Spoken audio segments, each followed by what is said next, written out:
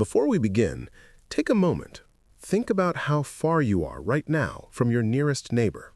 A few hundred feet, perhaps? Maybe the length of a block?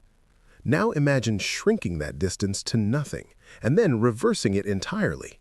Imagine that your nearest neighbor was 5 miles away through dense, fog-choked forest, across ridgelines no road had ever touched. Imagine that your world ended at the tree line, and that the tree line was where everyone else's world began. That was life in the highlands of Harrow County, West Virginia, in the year 1911. And somewhere deep in those highlands, past the last road, past the last trail marker, past the last place any sensible person would go, the Calloway family had been living for longer than anyone could remember. This is their story. Or rather, this is what remains of it. To understand what happened, you first need to understand the landscape. The Appalachian highlands of southern West Virginia in the early 20th century were a world unto themselves. Federal roads barely penetrated the outer edges of the region. Telegraph lines ran no farther than the larger market towns. In the scattered farming communities tucked between ridges, weeks could pass without contact with the outside world, and that was considered normal. Harrow County sat at the far end of this isolation. Its county seat, the market town of Gravel Fork, was a modest settlement of perhaps 800 souls. A church, a general store, a boarding house, a sheriff's office, and a scattering of homes along a single, unpaved main street. From Gravel Fork, the mountains rose steeply in every direction, their peaks disappearing into cloud cover for much of the autumn and winter. In the valleys and clearings carved into those mountains lived roughly 3 dozen farming families. Most had been there for 2 or 3 generations. They were hard-working, largely self-sufficient people who measured wealth in livestock and stored grain, and who settled disputes through long memories and longer silences. They knew their land, knew their neighbors, and knew, in the particular way that isolated communities always know, who was safe and who was not. The Calloway family was not safe. No one in Gravel Fork could say exactly when the Calloways had come to the northern highlands. The oldest residents, men and women in their 70s and 80s who had spent their entire lives in the county, recalled the family from their childhoods, which meant the Calloways had been there since at least the 1840s, possibly earlier. They occupied a property on the upper slope of a ridge locals called Turns Back, accessible only by an unmarked trail that wound upward through thick stands of oak and hemlock for nearly 6 miles. Once or twice a year, members of the family would descend into Gravel Fork to trade. These visits were brief, transactional, and uncomfortable for everyone involved. The Calloways rarely spoke beyond what was necessary. They moved through town with a strange, slightly uneven gait that some people attributed to the rough terrain they navigated daily, and that others struggled to explain at all.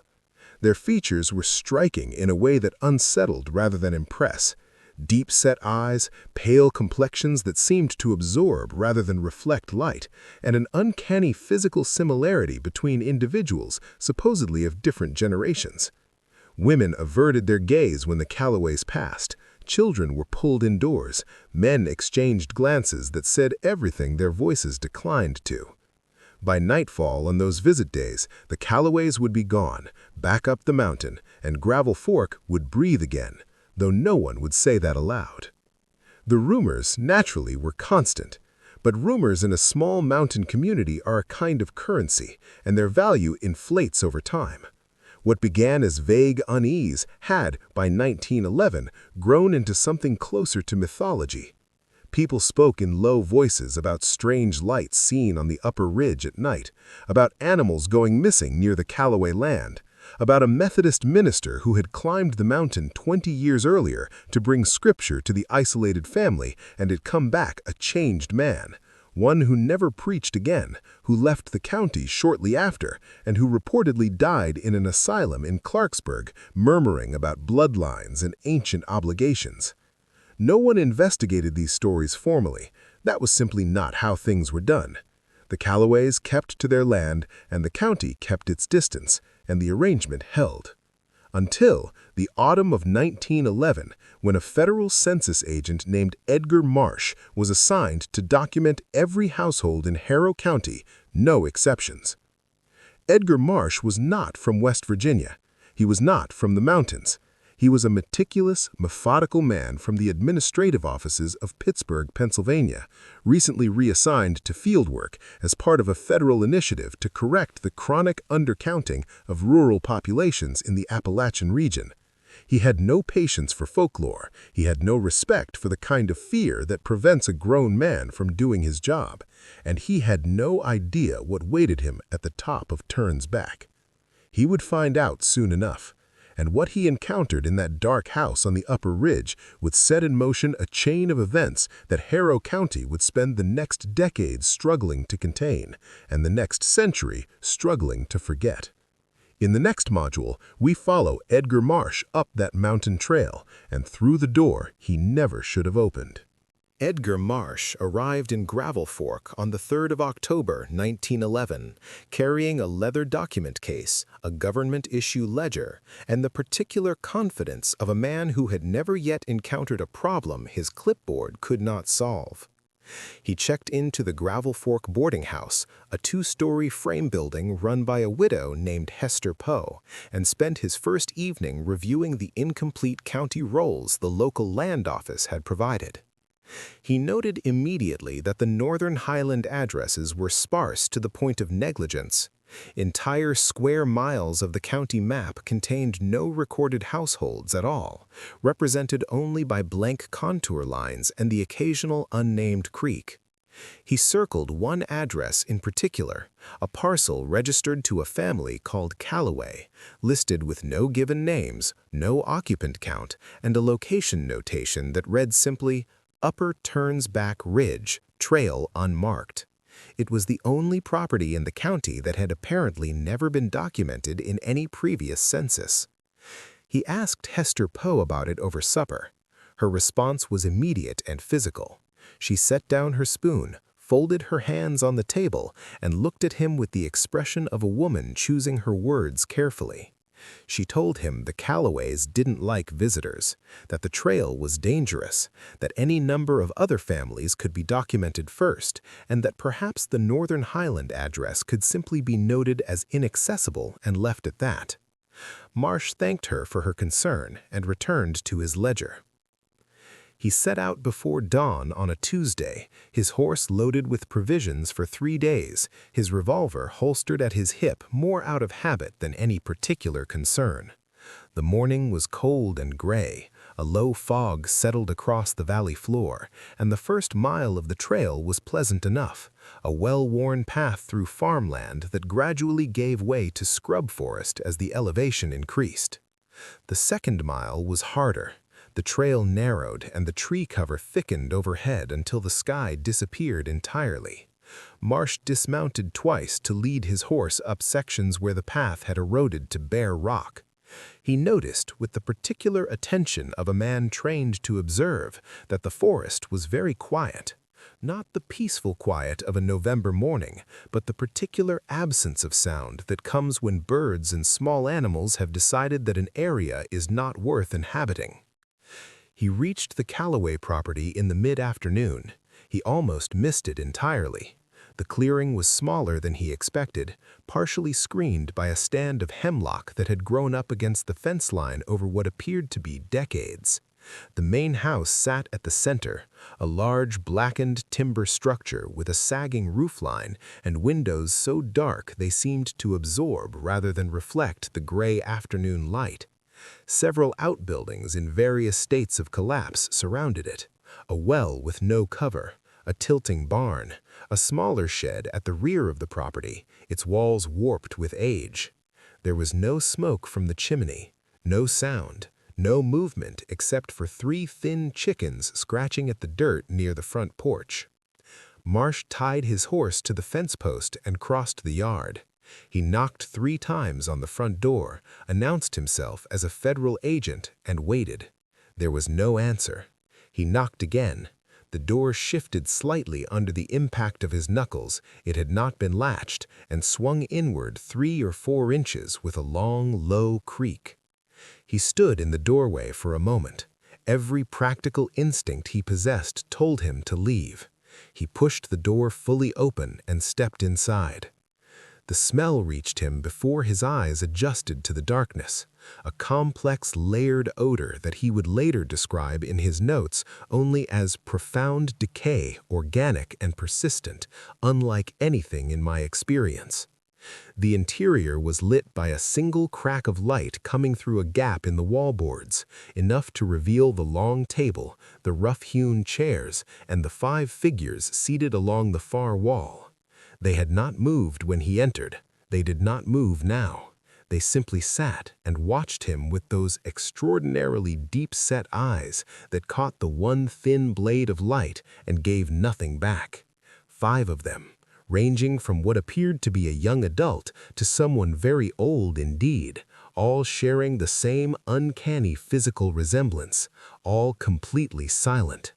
Marsh's hand went to his holster without conscious instruction. He removed it deliberately and announced his purpose once more. Federal census, routine documentation, nothing to be concerned about. The oldest figure, a tall man with long gray hair hanging loose over his shoulders, rose slowly from his chair and approached. His voice, when he finally spoke, had the quality of something that had not been used in a long time. The interaction lasted approximately 3 hours. At the end of it, Edgar Marsh had a completed census form listing 7 residents, Elias Calloway listed as the patriarch, aged 64, his wife Agnes, 61, and 5 others described as their descendants, aged between 22 and 41. The forms were filled out correctly. All required fields were completed. By every bureaucratic standard, the visit was a success. And yet, Marsh descended the mountain that evening at a pace that bordered on reckless, his horse skidding on loose stones as he urged it downhill in the fading light. He arrived at the boarding house after dark, pale and trembling despite the warmth of the evening. Hester Poe brought him a glass of whiskey without being asked, and then another. When he finally spoke, his account was fragmented and difficult to follow. He talked about the ages on the forms, how Elias Calloway claimed to be 64 but appeared to be in his 90s if he was a day, how the 5 so-called descendants looked so physically identical that distinguishing between them had been nearly impossible, as though they were reflections of a single original rather than separate individuals. He spoke about the atmosphere inside the house, a pressure on the ears, a heaviness in the chest that had grown steadily worse the longer he remained. He talked about the way the family watched him, not with curiosity or suspicion of people unaccustomed to visitors, but with something older and less readable than either. He completed his work in Harrow County over the following 2 weeks, but he returned to Pittsburgh disturbed in a way he could not fully articulate. In the months that followed, he would spend his evenings searching public archives for any historical record of the Calloway family prior to 1843. It was as if the family had materialized on that mountain fully formed, with no origin, no past, no documented existence before a single land purchase recorded in a county ledger and never followed up on. Meanwhile, in Harrow County, winter was arriving early, and the first animals were beginning to disappear. The first snowfall came in early November, a heavy early-season storm that closed the upper trails and pushed the highland communities into their winter routines. Families insulated their barns, laid in their firewood, and settled into the long months of isolation that characterized highland life. Contact between farms slowed to almost nothing. In years past, this seasonal withdrawal had always brought a particular kind of peace, a stillness that mountain people either learned to love or found intolerable. The winter of 1911 brought no such peace. The Greer family, who ran a modest livestock operation about 3 miles below the Calloway land on the eastern slope, lost their first animal in late November. A mature goat, healthy, penned securely, with no history of escape attempts, was gone one morning, the pen latch undamaged, the snow around the enclosure showing human footprints, not animal tracks, human ones. 2 weeks later, the Greers lost a second animal, then a third. Their neighbor, Silas Van, a taciturn farmer who had lived on the same land his whole life and was not given to alarm, began to pay attention. He had lost 2 sheep in October, which he had attributed to a predator. Now, reviewing the pattern with the Greer losses added to his own, he was less certain. The tracks, when he found them, had a distinctive quality he struggled to describe. They were human in general outline, but the stride was uneven, the depth inconsistent, as though the person who had made them had difficulty maintaining a steady gait. He followed one set of tracks for nearly 2 miles through the snow before the trail curved unmistakably toward the upper ridge, toward Calloway land. He turned around. The pattern widens. Through December and into January, the incidents multiplied. The Fenton family lost a horse, not a goat or a chicken, but a full-grown working horse that had survived 7 winters without incident. When they found it gone one morning, the stall door standing open, the snow in the yard showing drag marks rather than hoof prints, Wesley Fenton followed the trail into the woods. The marks led northeast, toward the upper ridge. A family named Rourke, living on the western slope of Turnsback, reported that their dogs, 4 large animals trained to alert on approaching strangers, had gone silent one night in early January and had not been heard since. They searched the farm and found nothing. No bodies, no blood.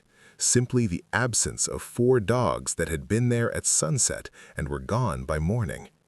In isolation, each incident could be explained. Animals strayed, predators ranged widely in harsh winters, latches failed.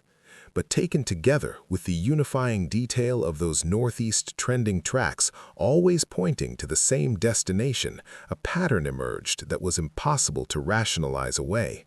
Something was moving through the Highland farms after dark. Something that walked upright, that moved with purpose and precision, even as it moved with an odd, uncoordinated gait. And whatever it was taking things back to Turnsback. Nathan Cole was not the type of man to be frightened by a story. At 43, he had spent more nights alone in the Harrow County wilderness than most men spent at home, tracking deer and black bear through terrain that would have defeated less experienced outdoorsmen. He was practical, skeptical, and deeply familiar with the ways that isolation and long winters could bend a person's imagination toward the dramatic. He had listened to the talk about the Calloways with patient tolerance. He believed, as practical men often do, that the explanation was entirely mundane. A family of desperate, peculiar mountain people supplementing their winter stores by raiding neighboring farms, taking advantage of darkness and remoteness to do so without detection. Strange, certainly. Illegal, obviously, but explicable. In a gray afternoon in mid-January, following fresh deer tracks that led him farther north than he intended, Cole found himself within sight of the Calloway property. He was preparing to turn back when he heard the sound.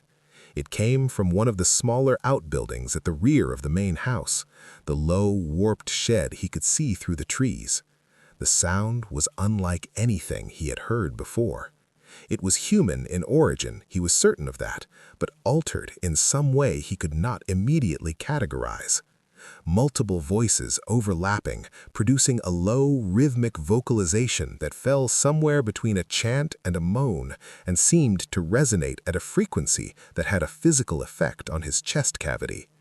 There was also a light, faint, pulsing irregularly through the gaps between the shed's warped boards. Cole was an experienced tracker. He moved through the trees silently, using every learned habit of a lifetime of hunting, and brought himself close enough to the shed wall to press his eye against one of the wider gaps. He would never describe what he saw in complete detail, not to his wife, not to Sheriff Calvin Draper when he eventually reported the incident, not to anyone. What he offered in fragments over the course of several days was this. The interior of the shed was lit by candles, many of them arranged in a pattern on the earthen floor. The Calloway family moved within that space in a slow, circular procession, their shadows thrown large and distorted against the walls.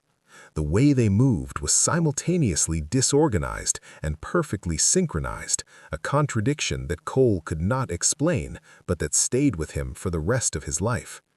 Each member of the family moved with that characteristic uncoordinated gait, yet their individual movements combined into something that operated as a single fluid unit, like the parts of a mechanism.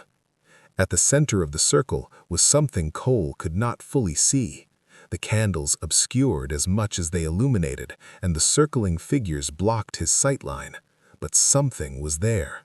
On the floor, at the center of the concentric rings of candlelight, something was arranged with great deliberateness. At first, he thought it was agricultural produce, bundles of roots or dried herbs. Then one of the figures shifted, and the candlelight moved, and he saw enough to understand that he had been wrong. He backed away from the wall. His boot found a root hidden under the snow. The crack of his fall split the January silence like a rifle shot. Everything in the shed stopped simultaneously. The chanting cut off in an instant. The rhythmic movement ceased. In the sudden, absolute quiet, he heard the shed door begin to open. He ran. He ran through the snow and the darkness and the trees and did not stop running until he reached his cabin, where his wife found him at the door, barely able to stand, his face the color of old ash, unable to speak. The nightmares began that same night. Word of Nathan Cole's condition reached Sheriff Calvin Draper within the week. Draper was not a man who dismissed the accounts of reliable witnesses, and Cole was among the most reliable in the county. Whatever he had seen on that January afternoon had broken something in him. The confident, skeptical hunter who had gone up that mountain to debunk local mythology had come back a different man entirely. Draper knew it was time to go up himself. In the next module, he does exactly that, and what he witnesses in the hours before dawn inside the Calloway house will convince him, beyond all remaining doubt, that the situation requires a response far beyond anything his years of law enforcement have prepared him to provide. Sheriff Calvin Draper had served Harrow County for 16 years. He was 51 years old, compact and deliberate in his movements, a man who had handled cattle disputes, domestic violence, mine accidents, and the occasional homicide with the same measured patience. He was respected not because he was imposing, but because he was fair, because people knew that when Draper made a decision, it had been weighed carefully and would not be easily changed. He visited Nathan Cole on a cold February afternoon and listened for the better part of an hour as the hunter, still visibly diminished by whatever he had experienced, described his encounter near the Calloway property. Cole's hands shook slightly as he held his coffee. His wife sat nearby, her expression a mixture of worry and quiet relief that someone official was finally listening. When Cole finished, Draper sat quietly for a moment, staring at the fire. Then he told Cole he needed to go up and see the property for himself. Cole asked him to take men. Draper told him he would go first and assess the situation before involving anyone else. He thanked the hunter, put on his coat, and left. He set out for the upper ridge on a Thursday morning in mid-February. The climb took most of the day. Draper knew these mountains better than almost anyone in the county, and even he found the trail to the Calloway property disorienting in a way he noted but declined to dwell on. It seemed longer than the distance warranted. The forest on either side of the trail had the quality of deep winter silence, but beneath that silence was something else, a quality of absence that felt less like emptiness and more like attention. He reached the property as the sun was beginning its descent. The house looked worse than the descriptions he had been given. The barn leaned at an angle that made it structurally questionable.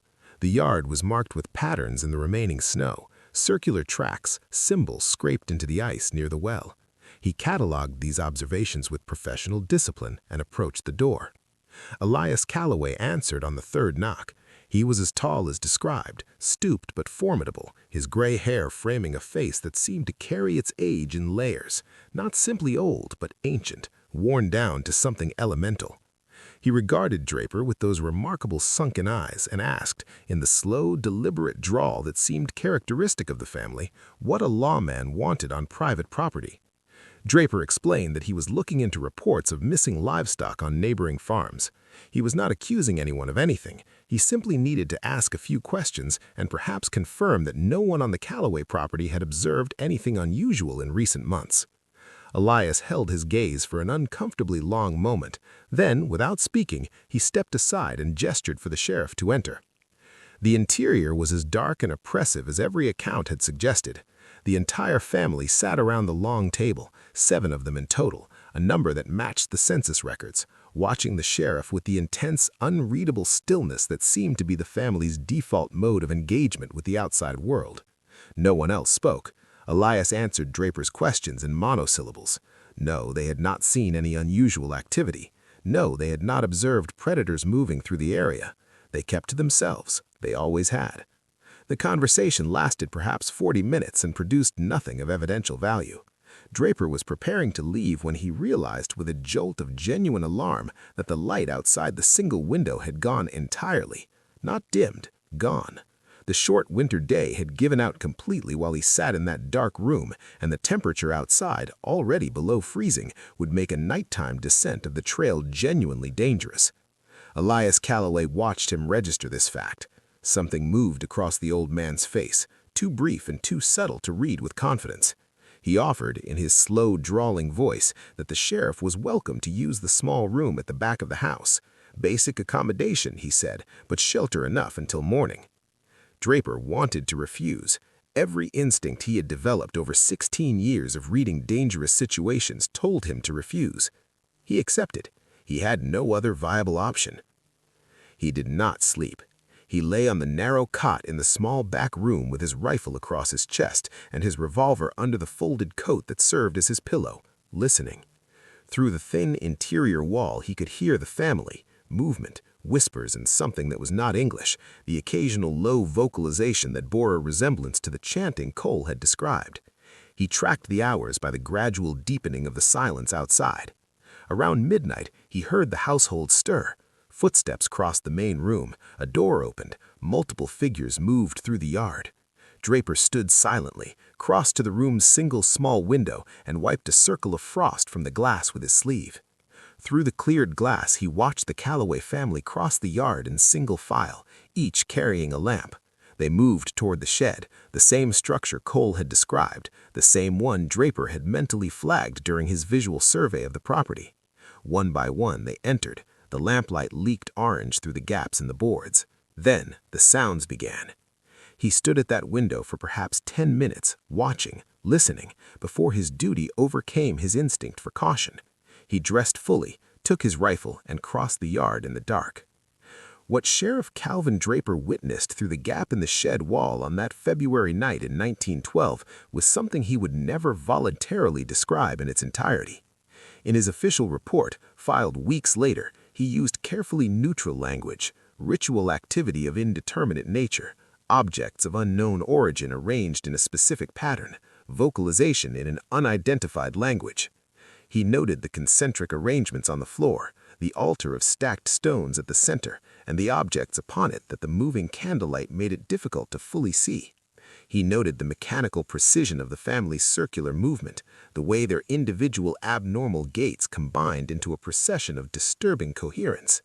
He watched until Elias Calloway, leading the procession, stopped abruptly, stopped and turned his head toward the wall of the shed, toward exactly the place where the sheriff stood in the darkness outside. Draper later said he was certain that he was invisible, certain that no light illuminated him, that no sound betrayed his position. Yet those deep-set eyes turned directly to him as though the wall between them did not exist. He backed away from the shed, crossed the yard, and locked himself back in the small room and did not move until the first gray light came through the window. In the morning, the Calloway family was back at the long table, seated in the same positions they had occupied when he arrived, as though nothing had happened. Draper collected his belongings, said nothing, and descended the mountain at a pace that his horse would not easily forget. In the next module, he returns, with a warrant, a physician, and his most trusted deputy, determined to find what is hidden in that shed. Draper needed time to think through what he had witnessed and determined what, if anything, the law could do about it. He was still working through that question when events in the valley made the timeline urgent. In the early hours of a March morning, a farmer named Robert Sullivan woke to sounds in his yard. He took his shotgun to the back door and opened it carefully. What he saw stopped him where he stood. Human figures, he counted at least 6 of them, were moving in a circular pattern around his barn. In the partial moonlight, he recognized the distinctive gate immediately. He did not go out. He stood in his doorway, watching until the figures dispersed into the surrounding forest as suddenly as they had appeared. When he examined the yard at first light, he found the symbols, the same geometric markings that had been reported on other properties, scraped into the frozen ground with sticks. He also found his best horse dead in its stall. A 5-year-old animal in perfect health the night before, now lying on its side with no visible wound, no sign of illness. Dr. Samuel Ewan, Harrow County's only physician, examined the animal and found no cause of death. No poison, no internal injury, no cardiac event he could identify. The horse had simply ceased to live. That was the event that moved Judge Arthur Crane to issue a comprehensive search warrant for the Calloway property. Draper assembled a group of 7 men. His most experienced deputy, Marcus Trow, a veteran of the Spanish-American War whose capacity for calm under pressure was thoroughly documented, would serve as second in command. Dr. Ewan, whose analytical temperament and medical knowledge Draper considered essential, agreed to accompany them as an official observer. The remaining 4 were men of established standing in the community: an older Civil War veteran named Daniel Croft, a farmer named Thomas Birch, known for his formidable physical strength, and 2 brothers named Eli and Samuel Van, who had spent their lives hunting the upper highland terrain. They departed at dawn on a clear morning in late April. The ascent was slow and cautious. No one spoke much. When they finally emerged into the clearing where the Calloway property stood, the scene that met them was simultaneously unremarkable and deeply wrong. The decaying structures standing as always, but surrounded by evidence of recent activity. The strange symbols were freshly marked on the barn walls and on stones arranged near the well. The ground around the main house showed extensive circular tracking in the new grass. Draper knocked. Sarah Calloway, the eldest daughter according to the census records, opened the door. She stared at the 7 men with the family's characteristic unreadable intensity.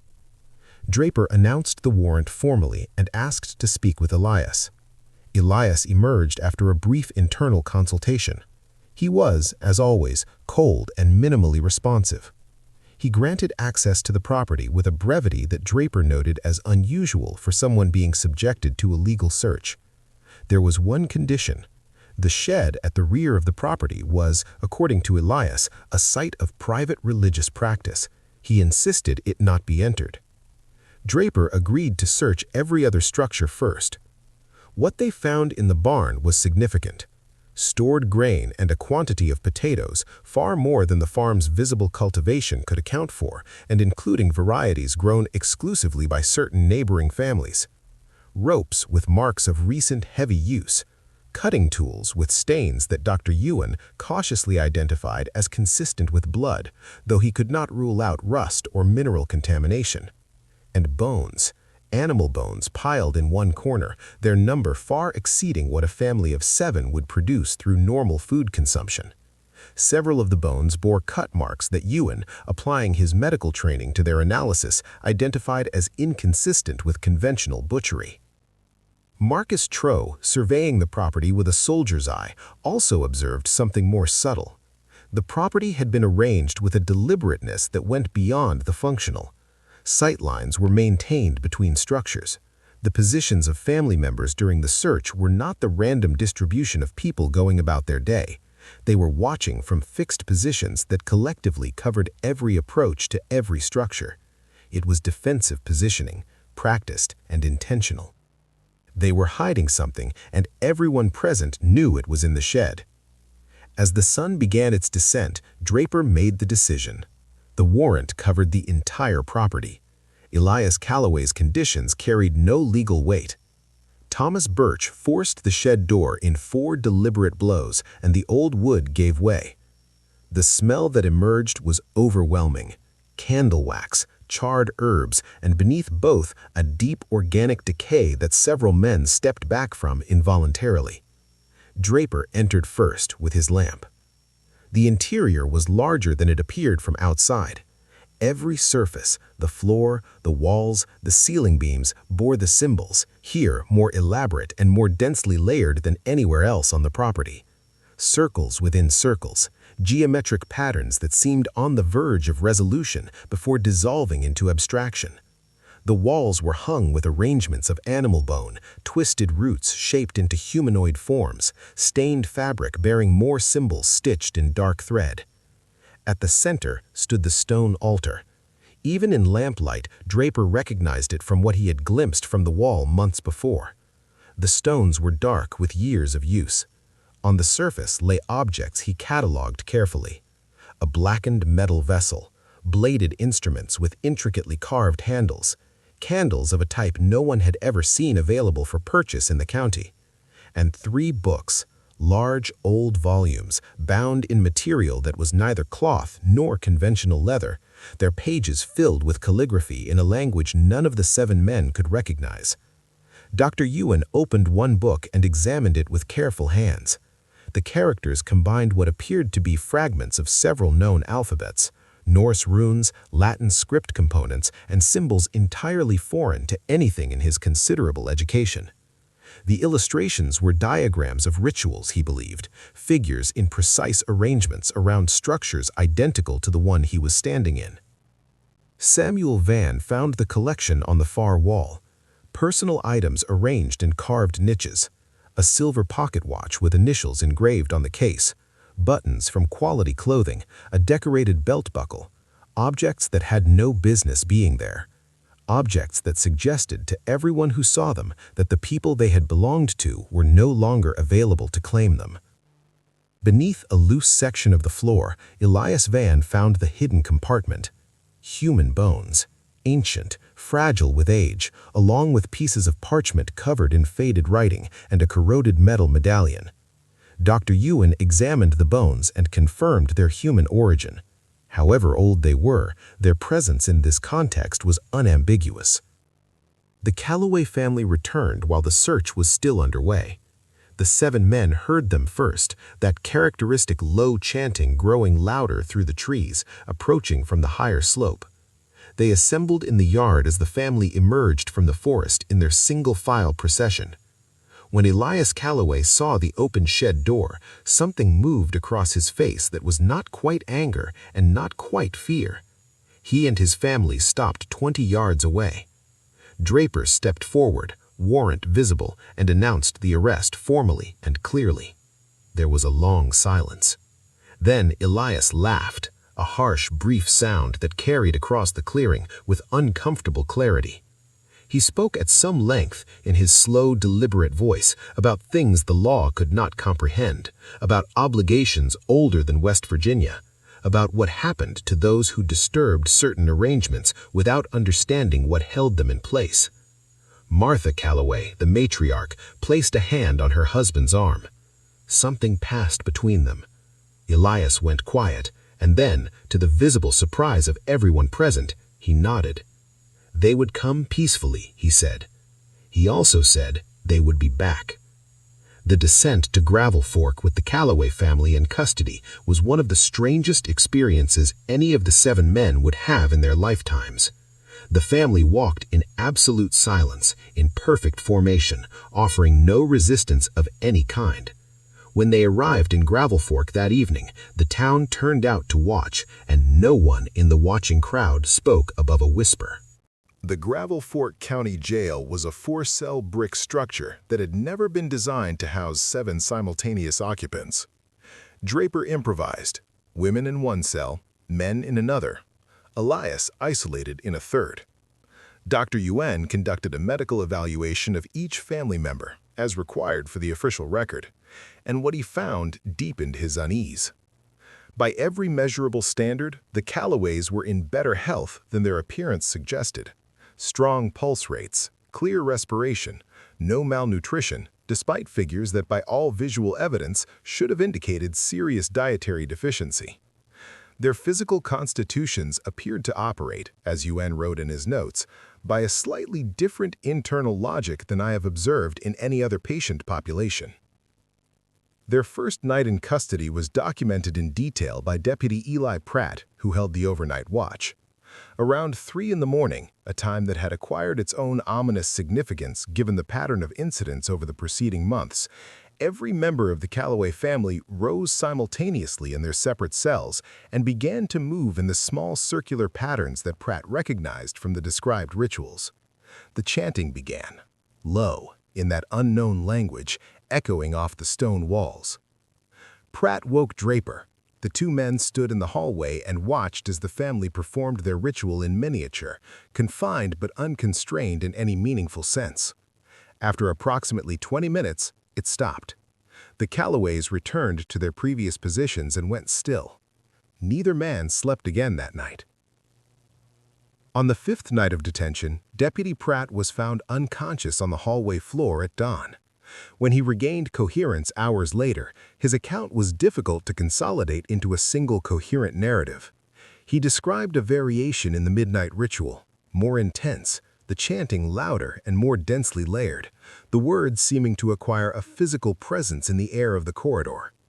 He described the oil lamps beginning to behave strangely, their flames elongating in ways that violated the behavior of open-flame light sources in still air. He described shadows that separated from their sources and moved independently across the stone walls. The last thing he could recall before waking on the floor was the sound of laughter from multiple overlapping voices, none of which sounded entirely human. An examination of the hallway following the incident found both oil lamps burned completely dry, an impossibility given that they had been freshly filled the previous evening. The stone walls, recently whitewashed, bore a thin, dark residue that UN examined carefully. It disappeared when touched, leaving only a lingering cold sensation on the skin that persisted for several hours. He could not identify the substance. He could not explain its presence. Judge Arthur Crane, confronted with this account and with the cumulative weight of the evidence, faced a dilemma that no volume of legal training had prepared him to address. The evidence gathered at the Calloway property was extensive and deeply disturbing.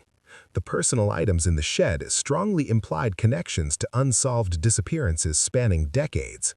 The quantity of stolen goods in the barn established theft. The symbols found on multiple neighboring properties established criminal trespass. The ancient human bones established the presence of remains that required explanation. But under the legal standards of 1912 West Virginia, the evidentiary bar for criminal prosecution was specific, and the case against the Calloways cleared it only in pieces. Connecting the shed artifacts to specific identified victims required documentation that did not exist. The bones were too old for any direct legal attribution. The ritual practices, however disturbing, were not in themselves illegal under any statute on the books. Without identifiable victims, without a specific witnessed act of violence, without evidence that crossed the threshold from profoundly suspicious to prosecutable, Judge Crane could not sustain an indefinite detention. He had at most days. Reverend James Osgood of the Gravel Fork Methodist Church, when consulted privately by Draper, offered context rather than comfort. He had in his possession letters written by his predecessor, the minister who had gone up the mountain decades earlier and come back broken. The letters, written in the weeks before the man's final deterioration, described what he had witnessed at the Calloway property in terms that Osgood admitted had sounded like the ravings of a disturbed mind, until the current situation put them in a new light. Ancient knowledge, the letters said, a lineage with roots deeper than West Virginia, deeper than American settlement, carrying something forward through generations, an obligation, a practice, a relationship with forces that should not be named, that had survived everything civilization had tried to build around it. Osgood's advice, offered gently and with evident discomfort, was that some things were beyond either law or scripture, and that wisdom sometimes consisted in knowing where that boundary lay.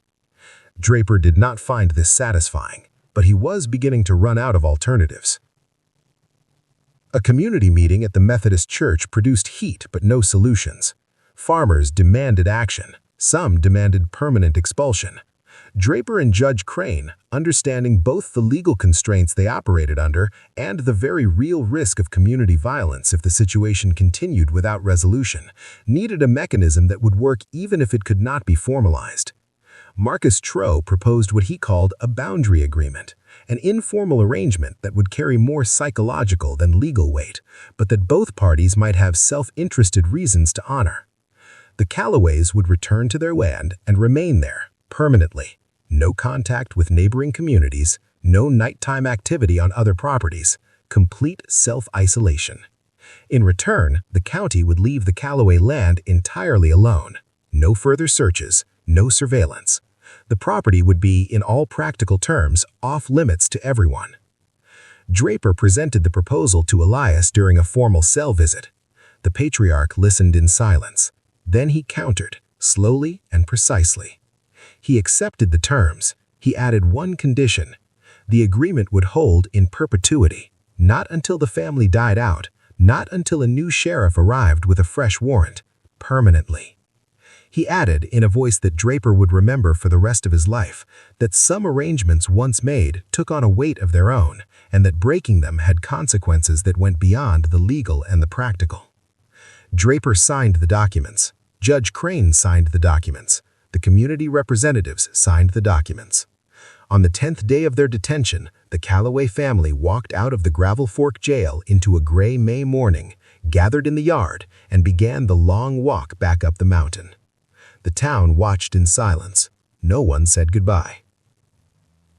The months and years that followed confirmed that the agreement was holding in the most unsettling possible way.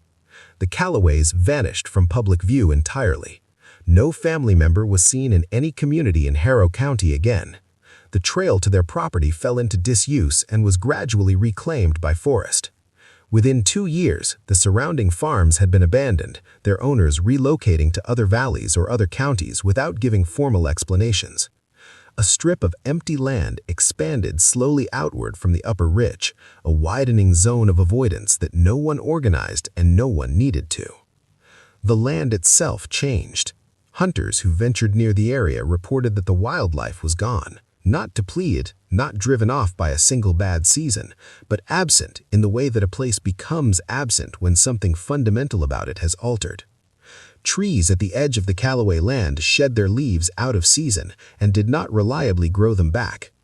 The air near the boundary of the property had a quality that people described variously as heaviness, stillness, and wrongness, a word that kept appearing in the accounts regardless of the persons using it. Sheriff Calvin Draper aged noticeably in the years following the case. He became quieter and more deliberate, a man who measured his words against an awareness of things he had seen that he could not share without sounding like a fool or a madman. He died in 1929. Among his papers was a sealed envelope addressed to his successors, the occupants of the sheriff's office he had held for so long, containing a single page of instructions. The Northern Highland property was to remain undisturbed indefinitely, regardless of reports or inquiries. Some agreements, the letter said, were made under conditions that gave them a permanence beyond their legal standing. This was one of them. Dr. Samuel Yuen left Harrow County in 1915, taking his notebooks with him. He spent the remainder of his career at a teaching hospital in Baltimore, occasionally reviewing his Calloway observations late at night, finding new questions in the data and no new answers. Edgar Marsh never returned to field census work. He spent 20 more years in administrative offices in Pittsburgh and then retired to a quiet life that people who knew him said he filled with research into genealogical dead ends that led always to the same blank space on the historical map where the Calloway family should have had an origin. The Calloway family eventually ceased to appear in any public record. Whether this represents the end of their lineage or simply the perfection of their isolation is a question that historical evidence cannot resolve. The land on Turn's Back remains private, undeveloped, and largely inaccessible. The symbols carved into the stone structures there, visible occasionally to aerial surveys conducted decades later, have never been formally analyzed. What happened in that isolated clearing over the span of generations? What knowledge was preserved? What obligations were maintained? What arrangements were kept? Is a question that sits at the edge of what documentation can reach. The people who knew the most about it took their accounts to their graves by mutual agreement, some explicit and some simply understood. What remains is a pattern of events spread Across 40 years of county records, read between the lines of official language that consistently underreports what its authors actually witnessed. Strange rituals, missing people, a family that seemed to exist outside the normal rules of time and biology.